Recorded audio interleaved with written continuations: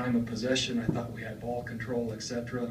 We weren't able to put it in the end zone, maybe on a couple of occasions, but really the difference in the game, and to Washington's credit, was their kick return game. Taysom, I thought, led our team really well. I thought he played hard. I thought he played physical. I think he gave us a great chance to win the game and stay in it.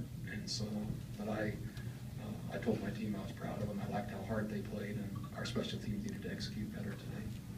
So now, any questions? Or did that cover it all? I didn't figure it did.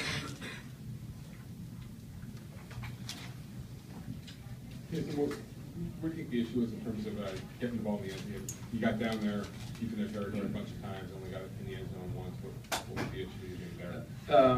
Well, first of all, things get tight. You know, we got a natural another defender at the back of the end zone, and when we get down there, we need to execute at a really high level, and we didn't do that.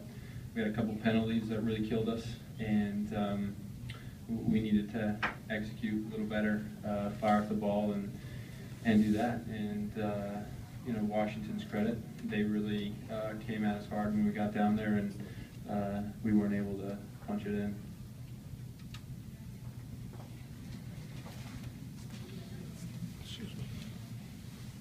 Bronco, are you concerned about the offense moving forward, just in the sense that in the 5 losses, the team basically did the same thing offensively? Better teams that we played the entire year, more production, a lot different confidence, a more unified team. I'm optimistic about where we go from here. I'm not discouraged nor worried. I think we're launching from a really good place. I love Taysom's leadership. I like the direction of the offense. Certainly there are things to work on, but it's not even close to the same team as it was a year ago, and I think we all know that.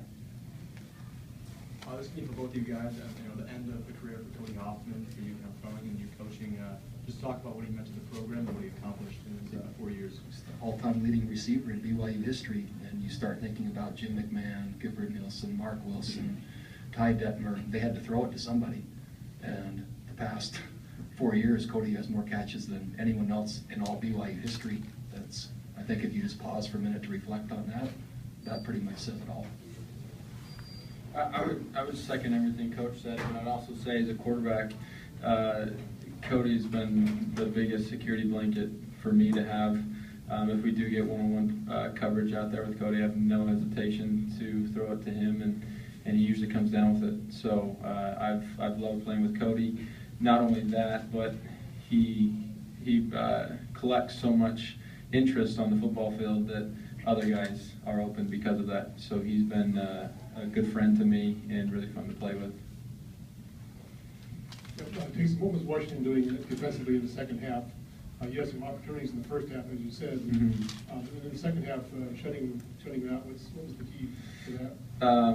What they started doing was bringing their safeties down. They were playing 10 yards deep, stacking the box, and what really started clicking for us in the second quarter was a little play fake, slant over the middle, but we still had room with the safety back to complete that. Really sustained a lot of drives through that, and you know, they adjusted and took that away, and unfortunately we weren't able to adjust and capitalize on a lot of opportunities that we had in the second half. The way to adjust and to beat that is for protection to hold long enough to run by him, and ultimately the offensive front has to keep the players off of Taysom long enough to run by guys that are playing safeties at 8 yards, and it's pretty simple. Bronco, on the special teams breakdowns, the botched punt, the kick opportunity, what do you attribute those to? What is it, preparation or the hard to say. I mean, core philosophy. I think players play as they're prepared, and so certainly you have to look at the model, which by the way hadn't changed, and how we've played before. So hard to say exactly, especially without seeing it on film. But when there's multiple mistakes in the same area, then it deserves a closer look.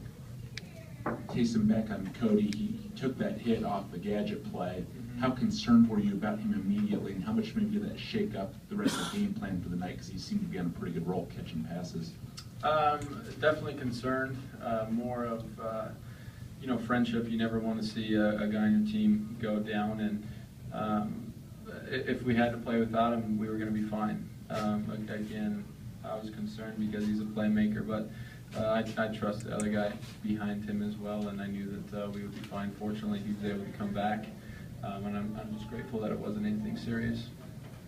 Bronco, after the number of years, the number of great plays we've seen Kyle Van Noy make, nice to see him make that one play down deep in your own territory to get that stop on 4th down. Yeah, Kyle made a lot of plays tonight, and he played hard and he played physical. You know, I think I've been with Kyle long enough where sometimes you can just take him for granted that he just makes all these plays. And I think his career has been summarized pretty much when critical plays need to be made. He just kind of makes them, and that's hard to do, and we'll miss him.